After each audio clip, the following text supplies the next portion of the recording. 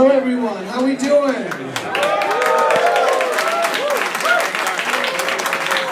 at this guy.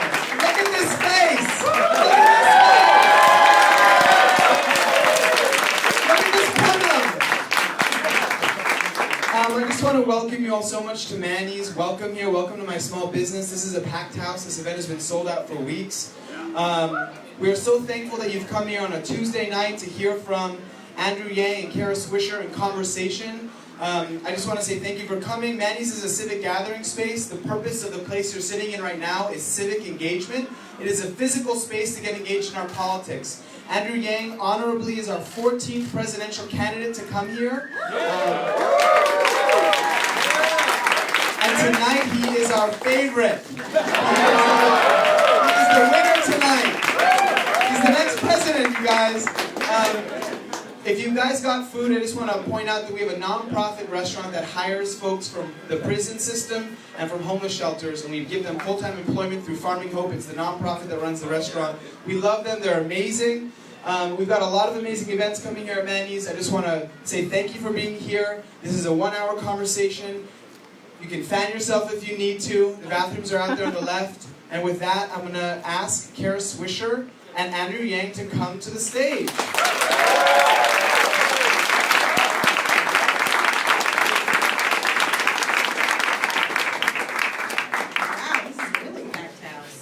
Sam Altman. Anyway, Andrew, thank you. You know, actually, what's really interesting is Andrew, I cover Silicon Valley since the beginning of time, and you are considered the candidate of Silicon Valley, and I've never met you. So I think it begs the question. Where have I been all this time? Yeah. Why are you this candidate of Silicon Valley? I want to get that away because I know everyone in Silicon Valley. I don't know you. So why are you the candidate of Silicon Valley? Why are you considered that? Or do you consider yourself that? Well, I spent the last 7 years building an organization called Venture for America. And we were able to get support from people like Jeff Weiner, as the CEO of LinkedIn, and other Silicon Valley leaders, Reid Hoffman.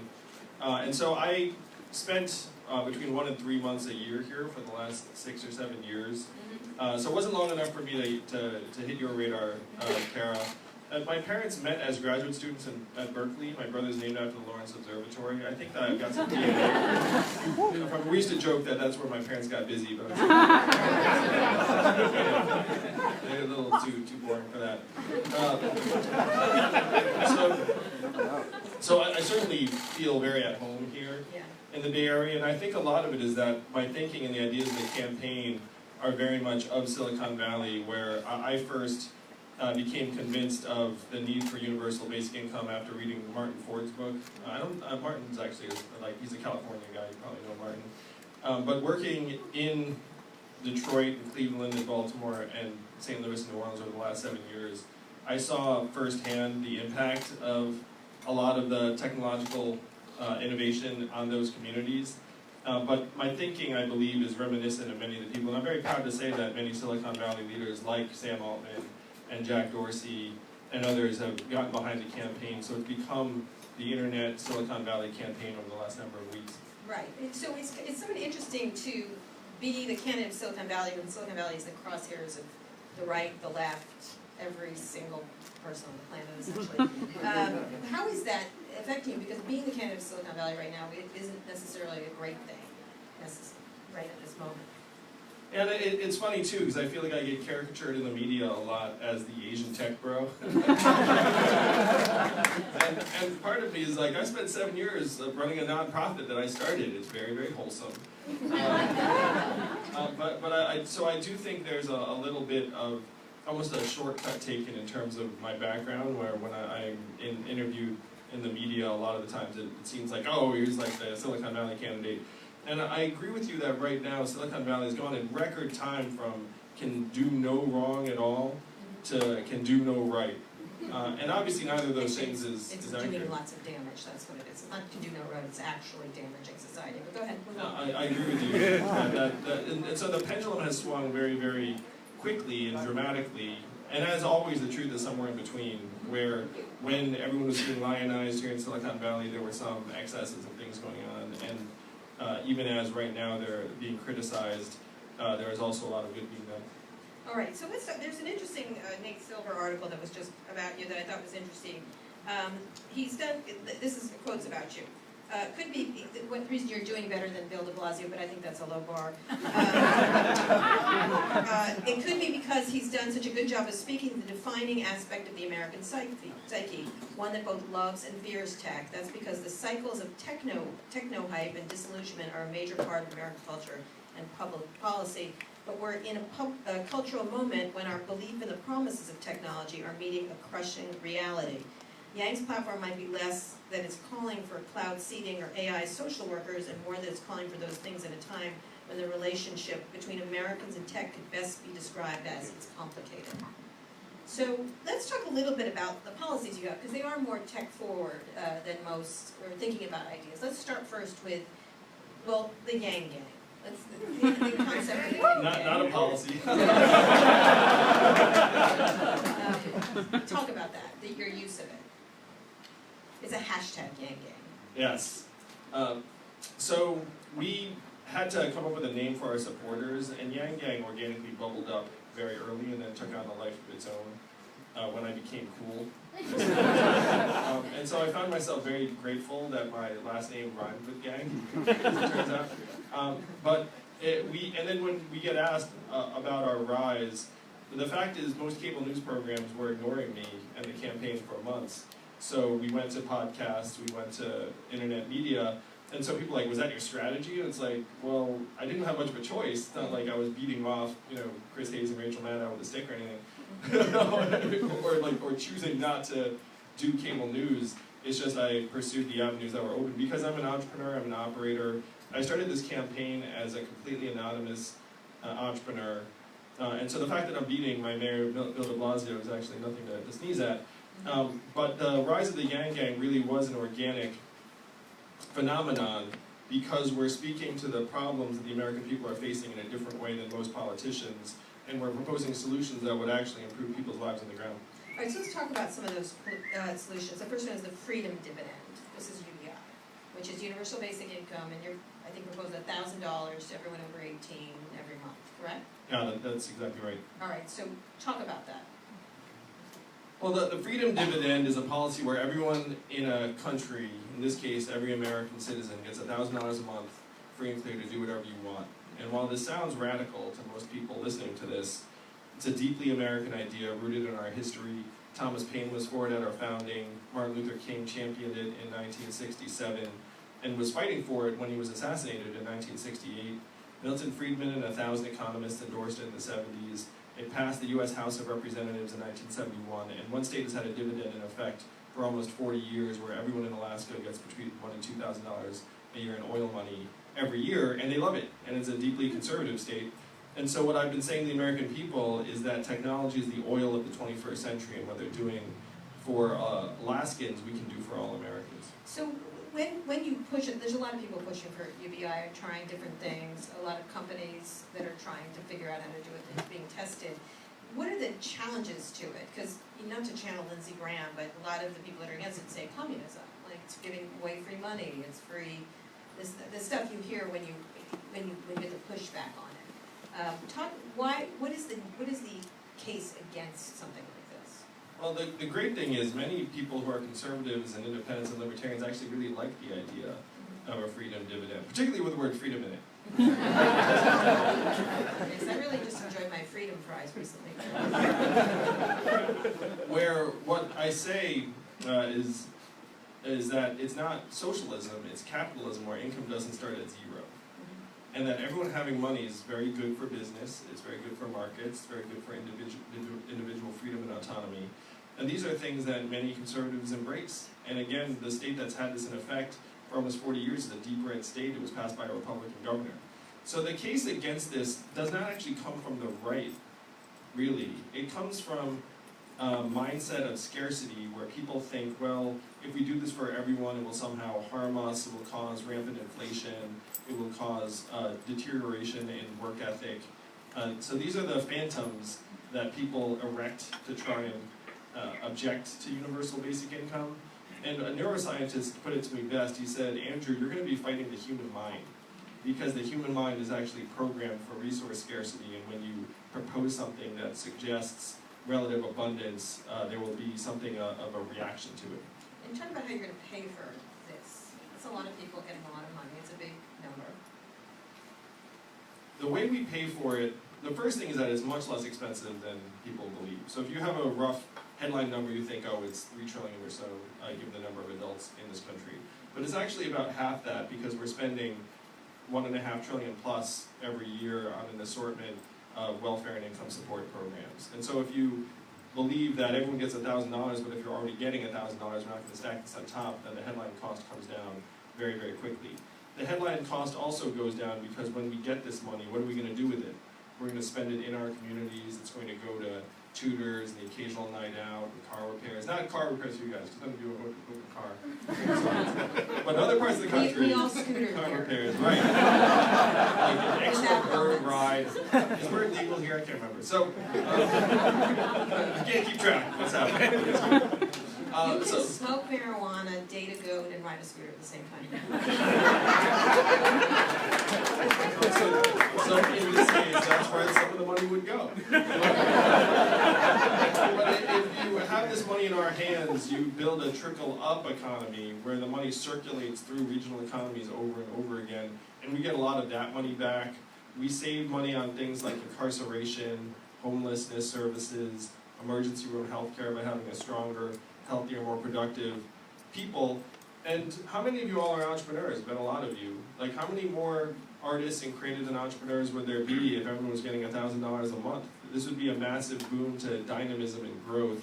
And even a conservative model would show that we get a lot of the money back. So the headline cost is a lot lower than people think. We can eminently afford it in an economy of 20 trillion plus.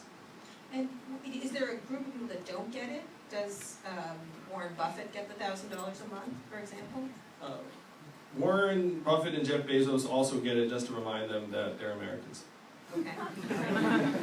But it is opt-in. You don't force anyone to take it. So you can't like throw the money through their window or something. Then someone doesn't want it, then they never get it. Yeah, you better not throw it into Jeff Bezos' window. He'd be dead.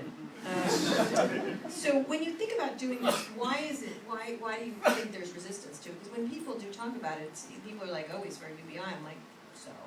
But it sounds like you're nuts sometimes when you bring it up to people. Is it such a, how would you get it through to citizens that it's a good idea versus sort of a way out, a far out idea? Well, it's certainly happening through this campaign where we're opening people's eyes and minds to the possibility that we can do this. There's nothing stopping the majority of citizens in a democracy from voting ourselves a dividend. Companies do it every month and everyone applauds. Everyone's like, nice job, Microsoft. Nice job, Verizon. And no one's ever like, what are the shareholders going to do with that money? Are we sure they're going to spend it in a good way? Like, I mean, it's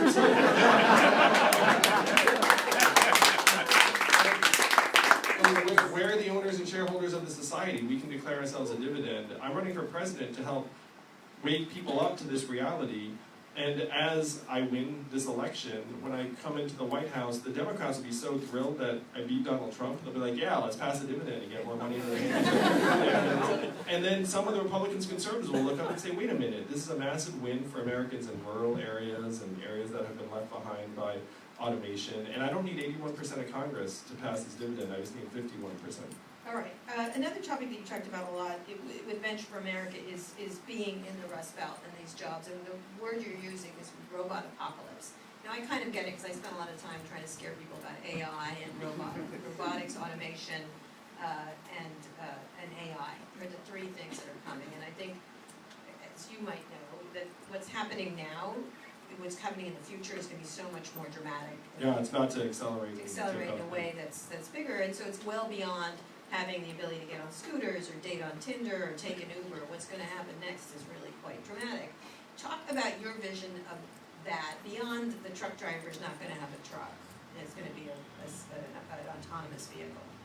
Well, in my book, The War on Normal People, I tried to make it as accessible and understandable for anyone reading it. So I talk about the 5 most common jobs in the U.S. economy. The 5 most common jobs in the U.S. economy are number 1, administrative and clerical work, including call center workers. Number 2 is retail and cashiers. 3 is food service and food prep. 4 is truck drivers and transportation, and number 5 is manufacturing workers. What percentage of American workers do you think fall into one of those 5 categories? 50. It's almost exactly half. It's 49%. So you don't even need to get to AI taking on the jobs of lawyers. I was a miserable attorney for 5 whole months. I guarantee you can automate that job. Yeah. But you don't even need to get to AI doing the job of lawyers, accountants, pharmacists, radiologists to see just how disastrous this is going to be for millions of American workers. When you look at 30% of malls closing, driving a truck's the most common job in 29 states. There are 2.5 million call center workers making $14 an hour. What do you think the time frame is on us replacing those call center workers with artificial intelligence? I think it's hard for people to imagine the idea, given right now we're at like the lowest employment, that jobs will disappear really quickly. It reminds me a little bit of the farm to manufacturing shift, where it happened over a shorter amount of time, but it did have these profound effects. I was interviewing Mark Andreessen about this, and one of the things he said was, he goes, well, it's like farming and manufacturing. There's so many more jobs in manufacturing. Everything turned out well. I said, yeah, but what happened to the blacksmith, or the family of the blacksmith, and everything else? And he said, well, who cares about that? And so talk about that concept of like what happens to these jobs, because it seems to me, something I always say is that every job, everything that can be digitized will be digitized. Let me say I am completely with you in this camp, Kara, because when I dug into the numbers of what happened even to the manufacturing workers in the Midwest and the South, we automated away 4 million manufacturing jobs in Michigan, Ohio, Pennsylvania, Wisconsin, Missouri, Iowa, all the swing states that Donald Trump needed to win, not coincidentally. And I studied economics, and what did my textbook say would happen to those 4 million manufacturing workers? They would get retrained, reskilled, move for new opportunities, higher productivity jobs, all would go well. How many of you guys learned that in college? All right, so then I found the studies as to what happened to the manufacturing workers in the Midwest after they lost their jobs. In real life, almost half of them left the workforce and never worked again. And of that group, about half filed for disability. And then you saw surges in drug overdoses and suicides in those communities to the point where our life expectancy has now declined for the last 3 years, society-wide, not just in Ohio. I'm talking about in the United States of America, our life expectancy has declined for 3 straight years because suicides and drug overdoses have now overtaken vehicle deaths as cause of death. Now, my textbook did not say, hey, you get rid of these manufacturing jobs, they go home, they get drunk, they kill themselves, they vote for Donald Trump. Like, that was not in my textbook. But that is exactly what has happened. And so when you see what has happened to those workers, I spent 7 years in these communities. When you see what happened to those workers, the exact same thing will happen to the mall workers, the call center workers, the truck drivers. And I talk about the truck drivers because they will take this very, very poorly. You talk about the average trucker, 49-year-old man, high school education, making $46,000 a year. Tens of thousands of them are ex-military. A lot of them own their own trucks. How would you react if you're that person and there's a robot truck that never stops, that you cannot compete against? At least some of them are going to react disastrously, catastrophically. And right now you already have in New York City something like 12 taxi and Uber drivers killed themselves last year in part because of economic exigencies and circumstances. One did it outside of City Hall just to try and get attention. Got no attention, no one cares. But eventually you're going to have a critical mass of workers who actually externalize their own, the disintegration of their way of life instead of internalizing it. So it's an interesting question. I interviewed Buttigieg last week, and he talked about the same thing, that income inequality is going to lead to this kind of behavior and dangerous behavior. What do you imagine, and especially as it moves to even higher paying jobs, especially as it starts to deconstruct different jobs. Donald Trump then says, hey, I'm going to get all your jobs back, coal miners. But the coal companies are going to hire robots to do that, because robots should be doing the coal mining, not people. Coal mining is dangerous. Where would be, you'd have to propose what the jobs are going to be. They'd have to be creative, they'd have to be nothing that can be automated or digitized. How do you find a way out of that? Because that's where we're going. We are going to automated cars, we're going to everything being digitized, we're getting to jobs that don't need people involved in them. What do you imagine then the jobs are? This is the generational challenge. But one of the core messages of my campaign is that none of this is speculative. This is already happening. when I talk about what happened to these manufacturing workers, if you dig into the labor market statistics, our labor force participation rate, as we're all here together right now, is at 63%, the same levels as Costa Rica and Ecuador at a multi-decade low. And it's being obscured by the headline unemployment rate. If you get discouraged and leave the workforce, you don't count in the headline unemployment rate. Headline unemployment rate also does not include the level of underemployment of recent college graduates, which right now is between 40 and 44%. It doesn't include the people that are doing multiple jobs to survive. The headline unemployment rate is essentially government malpractice, and it's obscuring all of the rot underneath. And as soon as you flip open the rock and you see what's going on underneath, you're like, oh my gosh, like it's terrifying. When I was doing research for my book, I had to triple check so many times what the numbers were, because I was like, no way that can be right. No way our life expectancy is declining. It is. Yeah, it is declining. No way that 40% of American kids are born to a single mother. No way that that this has gone on in our country, and that for whatever reason it has not become a national emergency to that level. But that's what I saw in the last 7 years running Venture for America. That's what the data shows. And I'm running for president to advance the fact that Donald Trump, he got some of the problems right, but his solutions were garbage and nonsense. It was build a wall, turn the clock back, bring the jobs back. We need to do the opposite of all of that. And I'm the man for that job, because the opposite of Donald Trump is an Asian man who likes math. It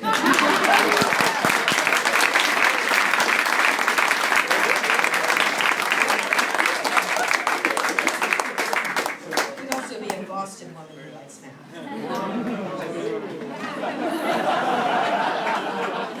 There's a lot of women. Not me. In any case, I can do. When you're talking about this idea of saving them, what are the jobs? And what is the actual solution? Because you have to, besides universal basic income, you have to give, from your perspective, where are the jobs going? Obviously they have to be creative, because it's very hard for computers to replicate that. They have to be caring. Like the job of doctors has to change from diagnostics to caring, for example. That's one job.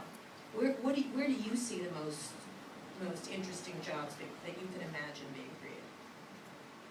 So the first thing I want to do is I want to disabuse us of this retraining myth that's out there. That somehow we're going to retrain coal miners and coders or truckers into logistics specialists. This is going to sound very politician-y. I was just at a truck stop in Iowa, and if you went to those guys and were like, hey, have you had any interest in like this sort of coding career?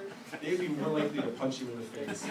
And they would be like, oh, I've always been interested in that. Like, let me give you my name. It's like, if you come with me, you'll see what I mean. So the question is, what are the jobs of the future? And the answer is that we need to create a human-centered economy that actually is built around our values and what we'd like to do. So if you imagine in America, which we can make happen very quickly, where everyone's getting $12,000 a year, how many people would pursue different forms of work as a result that they've always had some desire to pursue? And it would also recognize caregivers and parents, people like my wife who's at home with our 2 young boys, one of whom has autism. Right now the market values her work at 0, GDP values her work at 0, when we know that some of the most challenging and important work that's being done, and that is where the economy has to go. So the way we get to the jobs of the future is we actually redefine our economic measurements around our own health and well-being, our mental health and freedom from substance abuse, how our kids are doing, whether our elderly can retire in quality circumstances.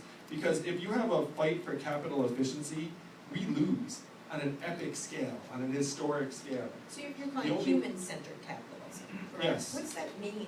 Is that socialism? Or I don't know what human-centered capitalism means.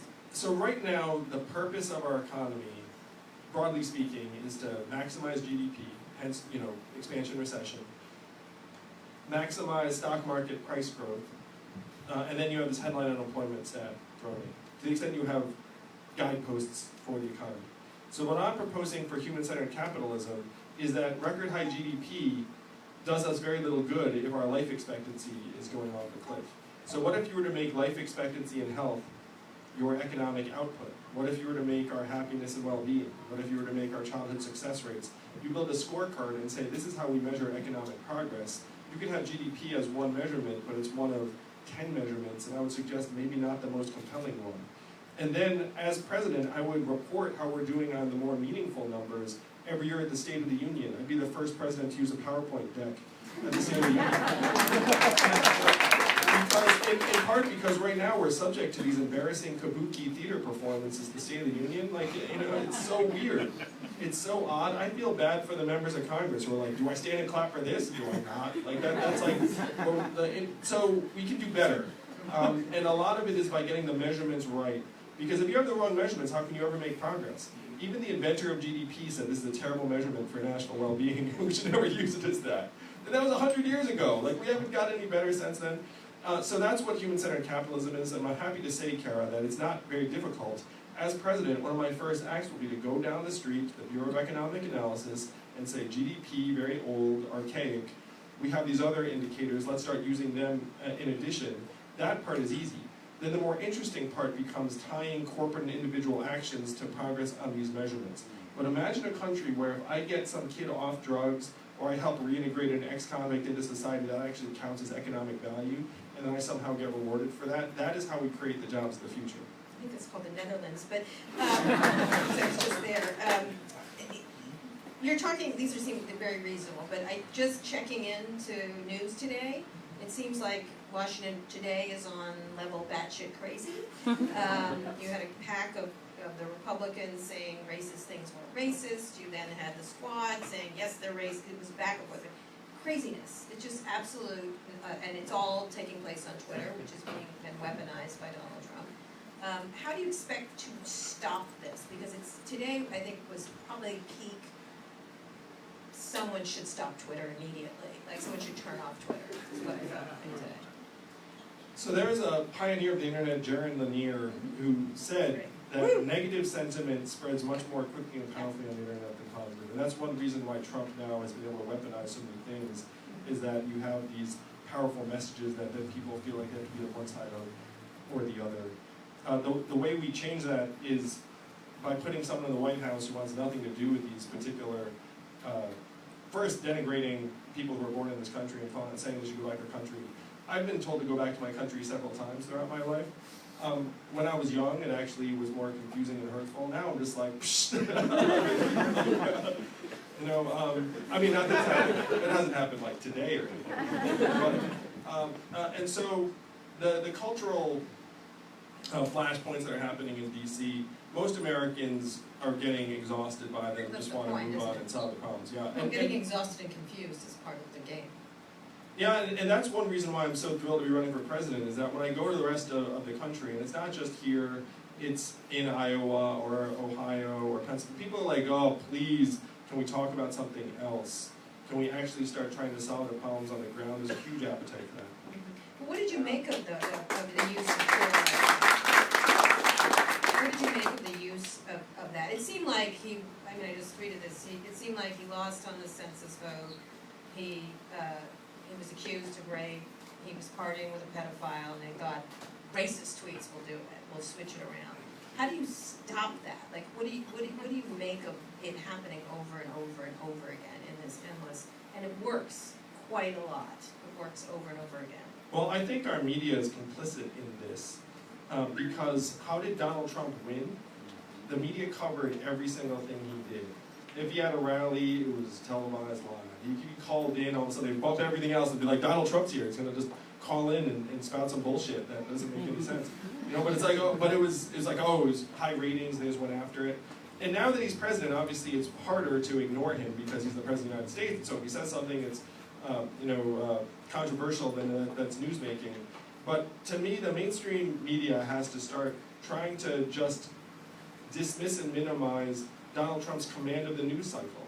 It's going to make it harder for Democrats to defeat him in 2020 if the media will amplify everything he says and does, because his cultural avatar then grows as a result, and it makes it harder for Democrats to beat him when we need to next November. So let's talk about Democrats that you're in. You were just in the debate, the only one without a tie. You're still not a geek because you're wearing the blazer, so you're sort of a VC. I think the term Stephen Colbert used was business casual tech pro. You don't have the weird socks, feet, shoes thing with the jugs. No, I don't.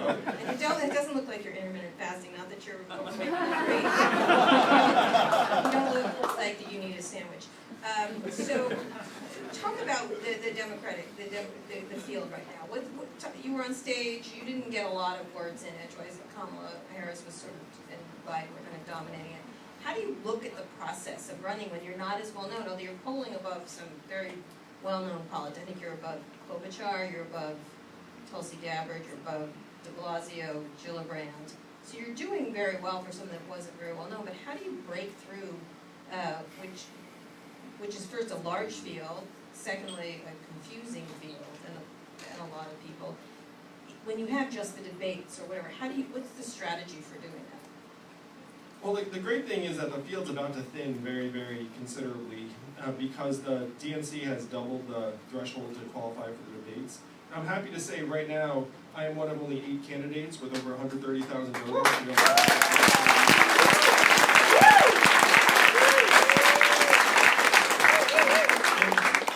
The truth of it is that of the 20 candidates in this next debate in July, more than half of them have their staff yelling at them, if you don't have some set the world on fire moment, we're all going to quit. Because your campaign is going to die because you're not going to make any debates, you're not going to raise any money, that's that. And so the dynamic is unfortunately set up for manufactured talking points and drama. Right. But the field is going to shrink a lot, and in the fall, when more and more Americans tune in, and instead of having 20 people on the debate stages, there are only 8 or 9 of us, then my message is going to get stronger, louder, clearer, and my following is going to grow, in part because a lot of the folks that are attracted to my campaign are not attracted to more established politicians. And a lot of them have gravitated towards some of the second-tier candidates, and so as a lot of those candidates, frankly, disappear, I'm going to end up with that support. I'm going to be the alternative to the establishment that grows the whole time, in part because I'm having a very different conversation about the issues that are facing this country. And I'm happy to say when someone joins the Yang Gang, it's hard to leave, apparently. No, if someone does leave, we don't do anything. I mean, there's no like... and it's a very, very cheap gang to join. Our average donation is only $26, so our fans are even cheaper than Bernie's.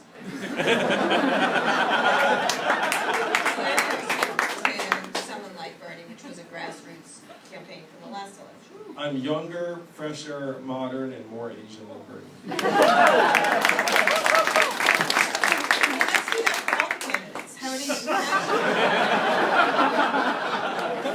Kamala Harris. You know, I don't want to go down that road with Kamala. Yeah. I mean, Bernie is sort of easy, but... Yeah. So I will share this with you, and this is something that happened on the debate stage, so we're in commercial break. I'll let you guys know what it's like to run for president. Right. So you're on the debate stage, and then there's a commercial break, and then you know what we all do? We all run to the side of the stage to get our makeup refreshed. That's how made for TV this bullshit is. But, so during one of the breaks, me and Joe are next to each other, and then Joe says, no matter what happens, Andrew, you and I need to sit down and talk about the 4th Industrial Revolution because I am terrified that we're going to gut the middle class. And I said, hell yeah, Joe. So this is, I think, a very, very positive thing, that certainly the message is getting through in ways big and small. And just the prior week, I was with Joe at an event in South Carolina. That's another thing you might not realize about running for president, but you were with the other candidates in green rooms, in scrums. In that case, it was in a holding pen before a fish fry.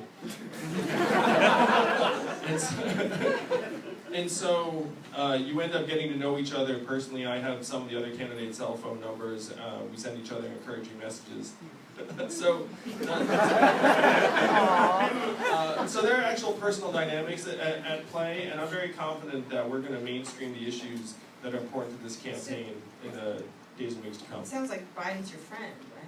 Your BFF. Is he your BFF in this group? You know, I wouldn't want to put Joe in that position, but I would say that that he seems very, very intent on trying to address some of the same issues that I'm focused on. All right, so let's talk about a few other issues that you're talking about, and then I want to get to the ideas around. Actually, let's talk about putting the election on blockchain. Talk about that a little bit, and climate change. And something you mentioned, which I think gets taken out of context, the media just loves to do, is space mirrors. Explain space mirrors. It's not the craziest thing. So much to unpack there, Karen. Right. Let's start with climate change. There's not a lot of investment in Silicon Valley for climate change. They'll spend more time investing in, say, scooters than they will on major issues of climate change. I think only Elon Musk and Bill Gates have significant investments in climate change technology. And I think this is one of the biggest legitimate knocks on Silicon Valley, is that the problems that Silicon Valley is focused on solving are market-driven problems. If there is a way that I can make a lot of money, then I will put a lot of money behind it. And especially if there's a company that's demonstrated that I can build up a huge valuation trying to solve that problem. But if it's a non-market driven problem, then it's very hard to get VCs interested because that's not their job in many respects. And so right now, if you look around the problems that we're facing, climate change being the biggest, there's not a market-driven solution to climate change. And so if you're a venture capitalist, you're irresponsible if you start trying to plow money into it. And so to me, this is where the government has to lead, try and set the incentives, invest, make it more economically viable for renewable and sustainable sources of energy to actually compete in the market. Yeah, it's interesting. It actually could be a market-driven. You know, if you think about it, the idea, I think the next trillionaire is going to be the person who cracks a lot of this climate change stuff, or healthcare in that area. I hope so. And they will be a trillionaire. It's going to be something like that. One of the things that I always say, and feel free to borrow it, like the stuff that they develop, it's a joke I always make, which I always say is San Francisco is assisted living for millennials.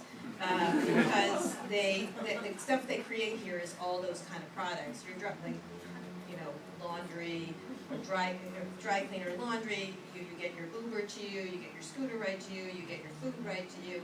It's constant, it's all about the problems faced by mostly young white men, essentially, like what they need now. And so not a lot gets invested seriously. How do you not force them to do that, but move them towards, say, good uses of blockchain or climate change or the bigger healthcare that we're facing?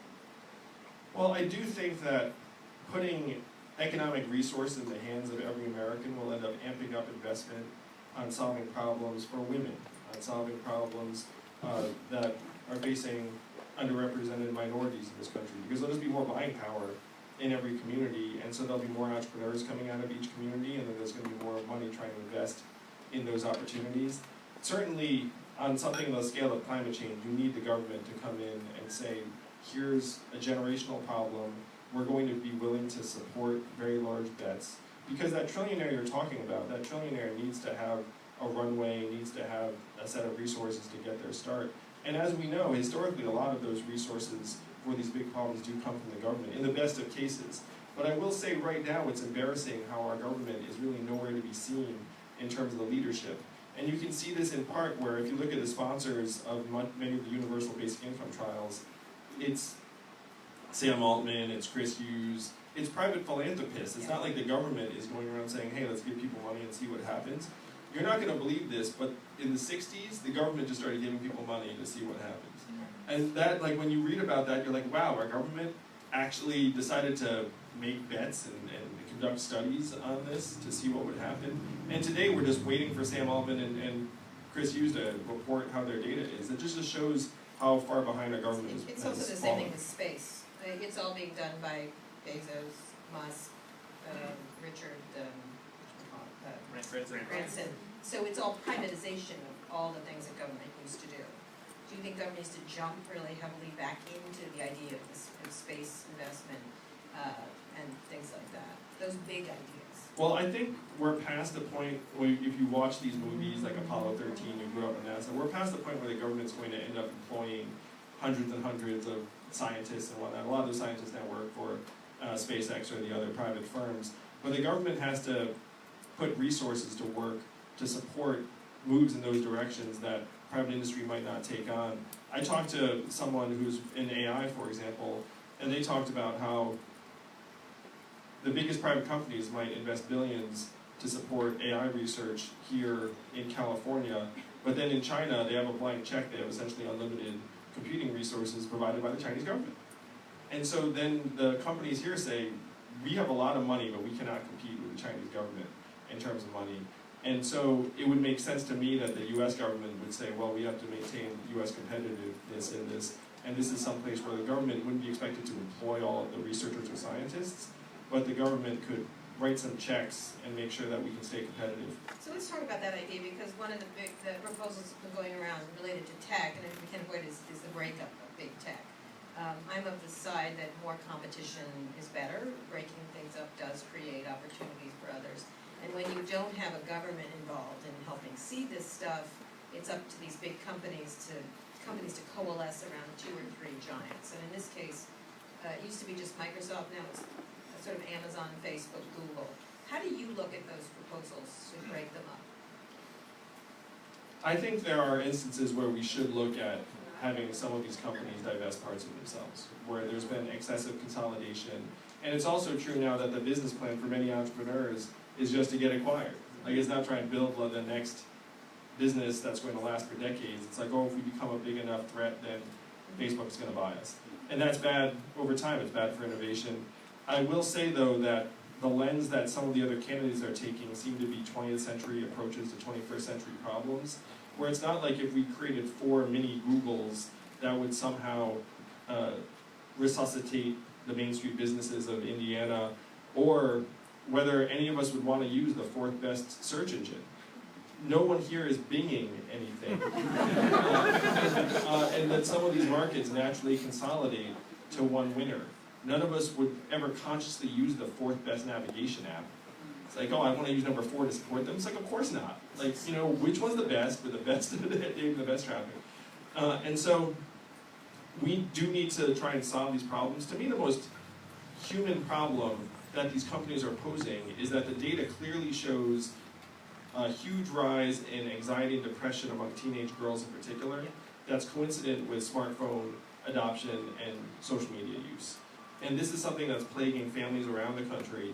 And so, to me, that's something we have to counteract as quickly as possible. And breaking up the ownership of the company may not make that any easier. It might even make it harder. Except that, so there should be just there hasn't been a search engine created for decades. There hasn't been a social media company since Snapchat in 2011, and basically it's the product development arm of Facebook at this point, because they just love to shoplift Evans people's ideas. Come on. So them staying big, like breaking them up does create opportunity, because people would never think of investing in other things. Not the 4th best, but maybe there's a better one. Maybe there's something that can supplant it. So I agree with you that the way these markets are set up right now is stifling competition, and I would love to try and unleash more innovation in these spaces. All right, what about other regulation? Do you feel that there should be, tech is one of the arguments that I get from, besides the constant I'm sorry's and we'll do better next time, which we have a drinking game at our conference this year, and we all were super drunk, because every big company came and said, I'm so sorry for destroying democracy, not next time, and we'll fix it better next time. But one of the things they say is we need to be big to fight China. We need to be big, because I think most people consider Russia sort of just a troublemaking sort of Tony Soprano over here, making trouble for everybody. But they do think of China as the big challenge. And so here you have a state-run effort at tech, which is moving global. They're trying to supply all kinds of tech all over the world, in Africa and other places. How do you battle that? Because right now in China, it's a surveillance economy. They accept surveillance in a way that, you know, they do a lot of funding of their companies. There's a very tight relationship between the government and these companies. How do we do that here? The argument from the Silicon Valley people recently has been, you've got to let us stay big so we can fight China, which is sort of the Xi or me argument, which I don't like either choice. What would you say? Well, I think that China certainly has some massive advantages in that, as you're suggesting, they have a much more cavalier attitude towards people's data. And so if you have access to... Cavalier is a nice way of putting it. The total access to... Right. And the Chinese attitude towards privacy is also very different. So if you have more access to more data, then you can develop AI more quickly. And that's going to be a huge advantage for Chinese companies moving forward. I'm not sure I buy, though, you have to make sure we're huge so that we can compete against China argument in every space. I do think, though, that there are legitimate instances where the U.S. government can try and balance the scale so that a U.S. company can compete on a more even playing ground with China, because China, not only is it access to everyone's data at much higher levels, but also their piracy of intellectual property. I was talking to someone who said that there was a Chinese company where each individual employee had access to $10,000 worth of software, and that their company in the U.S. could never have afforded all of these licenses, and it's going to be very hard to compete with those companies. And so to the extent that the government needs to try and even the playing field, that's what we should do. Is that the country you're worried about most in terms of competition with the U.S. in innovation? At an economic level and innovation level, yes. So, a couple more things, and I want to talk just a few more personal things, we'll get questions from the audience. One of the proposals you made is about data, about it being your personal property. There's all kinds of, there's not a national privacy bill, there's one coming online in California next year. Do you think there needs to be a national privacy bill? And also, what did you mean by it's your personal property? You can sell it? Because you can't sell your liver, right? I mean, you can, but it's on the black market and everything else. Should you be able to sell your data? Is that something that you should be able to give away? It sounds like a Black Mirror episode. Well, I mean, heck, right now someone else is selling it Yeah. and profiting from it. And sometimes in the healthcare space, they're selling it, they're reselling it. It can be worth significant amounts of money. And so to me, I'll just share for me personally, most Americans, in my opinion, really, really like convenience. And I am one of those Americans. And so when you have some of these weird scroll downs, I'm just like, I think the vast majority of you, I just click yes, I agree, get this out of my way, take my data. I hope you don't do anything too terrible with it. I just want to use your service, get in, get out. And I went to law school. I certainly don't spend my time reading those agreements. Like, who here reads those agreements? Nobody. And there's somebody here who's like, I read those agreements, I didn't want to mention it. So that's the real life lived experience of most of us. And I think that that would be acceptable if there were a few things that were happening. Number one, if you do sell and resell my data over and over again and make lots of money, or do something that inconveniences me, then I should have access to that information and maybe even get a smidgen of the money. And if I decide that I don't like this relationship and I want to be able to anonymize myself, I should be able to do so. And right now, neither of those two things is in effect in the US. We're just hoping for the best. And the companies, now here's the carrot for these companies. Our data with our buy-in is actually significantly more valuable than it is anonymized. And right now, when it's being resold as anonymized data the majority of the time. And so if you actually get my buy-in, my data can actually become more valuable. And if I get a cut, maybe I actually even can share something else about myself that you would find valuable. So there's a possibility for a different type of relationship between us, our information, and the companies that are benefiting from that So information. that's sort of selling your privacy. That should be. I've talked about this before. There was an event many years ago where Steve Case was talking about each AOL for customer was worth $50, and I put up my hand and I said, "Where's my $20? Why don't I get 20 from it?" But then the idea about being able to do it feels a little like selling your liver. Like, sure. I'm more attached to my liver than I am my data. I got that, but it has enormous power. Should we be able to do things maybe we shouldn't be able to do? Well, right now it's happening without our buy-in, without our assent. And so to me, that's the Wild West that eventually we would want to moderate. All right, two more questions and then we'll get to the audience. A lot of right-wingers, 4chan, some others are very attracted to your campaign. You've decried this. Can you talk about this a little bit? They like the money giving away, they like a lot of things, but it's often been linked to anti-Semitic tropes, racist tropes. Yes, I was mystified and baffled by this when it arose, because I was like, how the hell could you mistake me for someone who'd be down with any kind of white supremacy? I mean, look at me. I'm the son of an immigrant. Like the fact that people in those quarters started to be attracted to the campaign was just a total shock. But as you say, denounced it, want nothing to do with people who have any kind of racist or hateful ideology. And that's something that I believe people recognize the difference between this campaign and our ideas for the country, and a very, very tiny proportion of supporters at one point. So would you just keep decrying them? Because there's a lot. I was looking at it, I was sort of shocked. It wasn't anything that it was an interesting, weird, I almost was like, what are you doing? He doesn't like you. should have responded to their post. No, I'm not going to go. I stay out of the DOMs, but go ahead. On Reddit, that's on Reddit. You and me both. Yeah, so last question, I think, it sounds like a crazy question, but why do you want to be president? So imagine being the guy who spent 6+ years helping create thousands of jobs around the country in Detroit, New Orleans, Cleveland, Baltimore, and realizing that your water was like pouring water into a bathtub that had a giant hole ripped in the bottom. And then Donald Trump wins the election in 2016, and your country does not seem to understand what has happened to it. Your country is scapegoating immigrants for something immigrants have nothing to do with. Your country does not understand that we're in the midst of the greatest economic transformation in our history, the fourth industrial revolution, and we need to get our shit together as fast as possible to make sure this country is strong and whole so that my kids and yours can grow up in a country we're still proud of. So let's say you see all this in 2017, and then you say, how can I get my country to understand what we're facing and advance meaningful solutions in a reasonable time frame before the truckers riot? And then you're an entrepreneur and operator, you make a list, and the list starts and ends with one thing: run for president. And then you look at that and you say, well, if I decided to put my heart and soul into that, do I have a chance to wake my country up? Do I have a chance? And I looked in the mirror and said, yeah, I have a chance. And then you decide not to do that, then you are an asshole.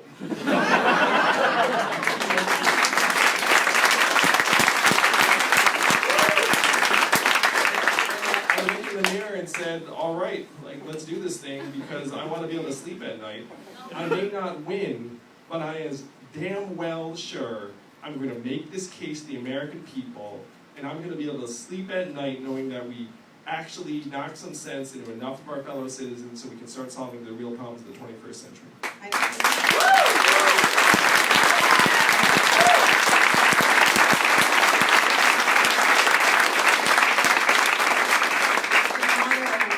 And then you'd be an asshole is an interesting one.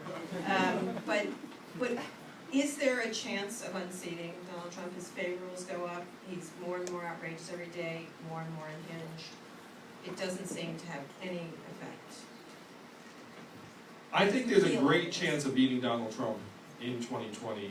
He had to pull an inside straight to win in 2016, and his support has eroded in Michigan, Pennsylvania, Ohio, a lot of the key swing states, and he knows it. He's looking around, trying to figure it out. The key variable is who his opponent will be. I think that certain of the people in the field have better chances to beat him than others. I would take anyone in the field over Donald Trump, but one of the reasons why I'm running in particular is that I can peel off many of the people who voted for Donald Trump, conservatives, independents, libertarians, as well as Democrats and progressives in a way that the other candidates cannot. But the data suggests that we have about a 50-50 chance of beating him, depending upon how the economy goes between now and next November. So this is the big question, is which side of that 50-50 bet are we going to land on? So last question I asked Pete Buttigieg. If you win, it's going to be a close election no matter what, whoever the Democratic candidate. The Democratic candidate wants to say it's you. It's very close. There's issues around election fraud and everything else. What if he questions the election? What would you do? Well, I'm glad to say that even people who are closest to him have said there is absolutely no way that we would not honor the outcome of an election. And it's difficult for me to imagine one individual going against the entire arrayed institutional force of the U.S. government. Our government is not wired to go along with the one crazy person and not the will of the 10%. And so I'm sure that he would go down, with some kind of strange racist screed, but he would go down. We would have a new president, and if it were me, one of my first acts would be to go to the part of the country that voted for me the least and tell them I'm your president too. All right, on that note, questions from the audience?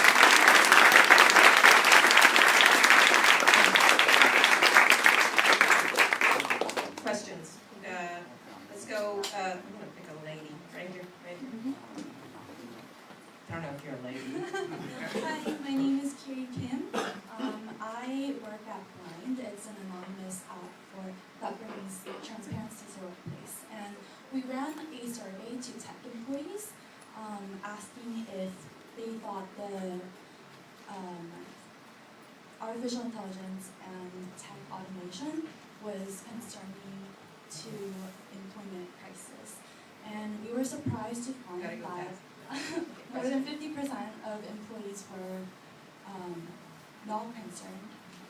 They didn't think it was a problem. So how, as the Silicon Valley candidate, how are you going to convince Silicon Valley and the entire nation that AI and tech automation is a problem? Well, I'm glad to say that recent surveys have shown the majority of Americans have now turned a corner where now most Americans think that technology is going to eliminate many more jobs than it's going to create in the years to come. And the conversation or the survey you ran does not jive with the conversations I've had with people here in Silicon Valley.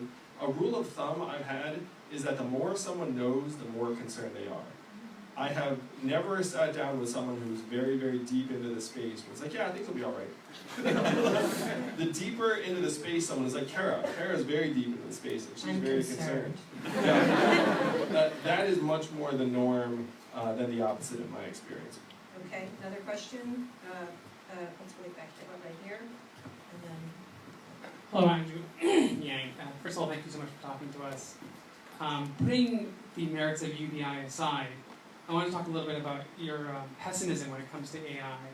And obviously there have been instances where you've had massive employment because of manufacturing automation. But you've also had incidences where new technologies have come in, people have protested. This goes all the way back to the Luddites, or back to like the railroads, or even telephone operators in the 20s and 30s, 60s. I mean, a lot of times when new technologies have come in, people's jobs become obsolete, but we haven't seen mass waves of unemployment. People, things like the telephone, smartphones. You might have thought that would have caused a lot of unemployment because of new technology, but it hasn't. So I'm wondering, why are we so pessimistic when it comes to AI that this particular technology change will cause mass waves of unemployment when new technologies in the past haven't? So one needn't take my word for it. MIT, Bain, McKinsey have all done studies, and McKinsey said 20 to 30% of jobs over the next 12 to 15 years. Bain said 2 to 3 times the pace of the last industrial revolution. And the last industrial revolution included mass riots that killed dozens of people and caused billions of dollars worth of damage. We instituted universal high school in 1911 as a response to that industrial revolution. And all the experts are saying this is going to be 2 to 3 times faster, more vicious, affect more parts of the economy. I was just with 70 CEOs, and I said, how many of you are looking at having AI eliminate back office workers? You know how many hands went up out of 70? 70. And you know at least one of them just was pretending because he wanted to be cool, like the other 69. But all 70 hands went up. And so they're very, very concerned. You know, what I say is, look, you have 2.5 million call center workers in the United States making $14 an hour, high school educated. Let's say AI wipes out half of them in 10 years. You know, that alone is 1.25 million. And what do you imagine those 1.25 million former call center workers are going to migrate to? And that's an obvious one. There are dozens of inobvious ones that are ripping through the back office functions of many of these companies. So to me, relying upon an historical analog from 120 years ago, if someone walked into an investor's office and said, hey, 120 years ago, Bucky whips, they would have been like, what? Like, get out of my office. But in this context, someone busts out a 120-year-old fact pattern and is like, farmers, you know, and you're like, come on, like, aren't we better than that at this point? No offense to the question. Two more questions, right here, and then.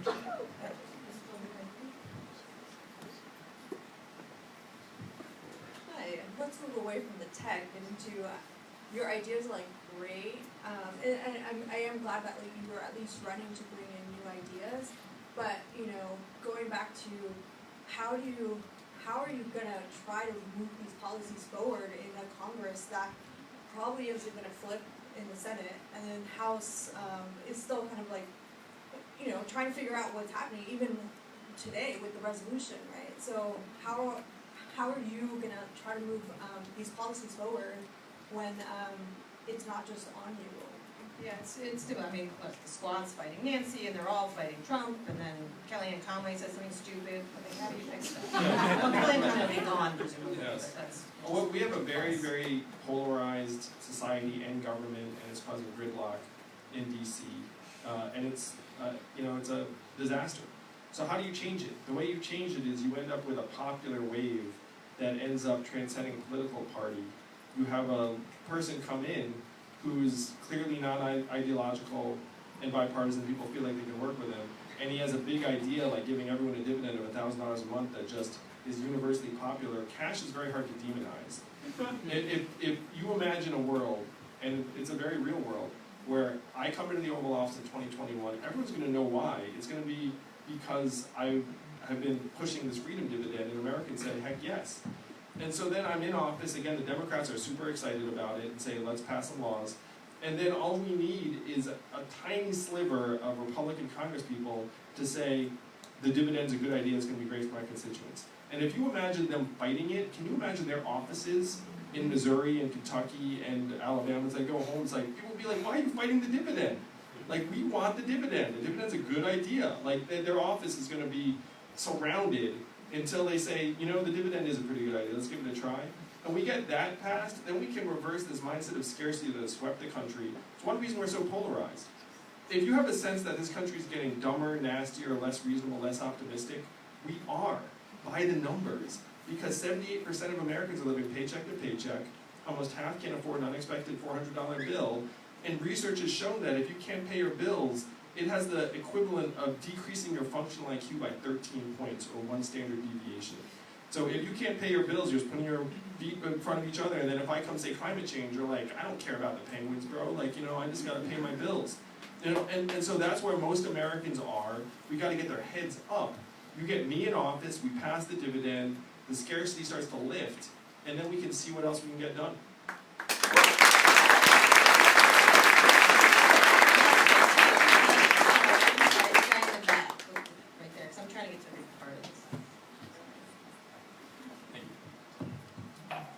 Hi, thank you.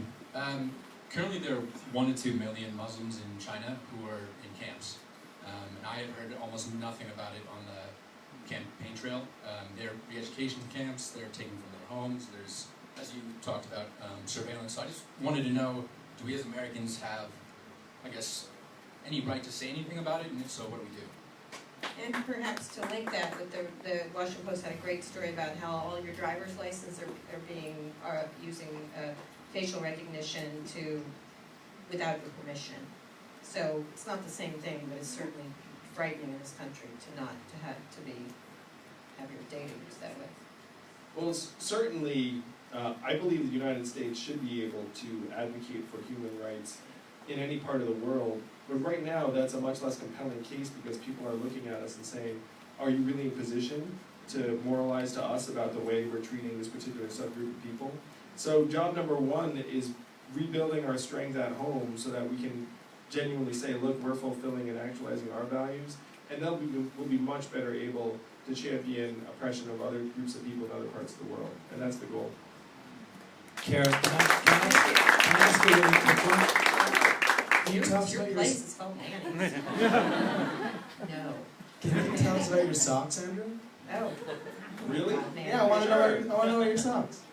So I'm wearing some Stars and Stripes socks. They're very patriotic, and my wife bought them for me in Are Washington, they? D.C. at the U.S. Capitol. They're on. It's like this.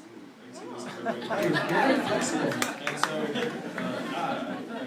did the bottom have Honestly, towels? if you're going to be a Silicon Valley person, your shoes need to be clean. Nice I job. like the socks. Yeah, I could use a I'm going to shoe. get you some shoes. Anyway, Andrew, we can't do anymore. I'm really sorry, but he'll be here. Really great. Thank you so much. Thank you, Karen. And good Such a luck. pleasure.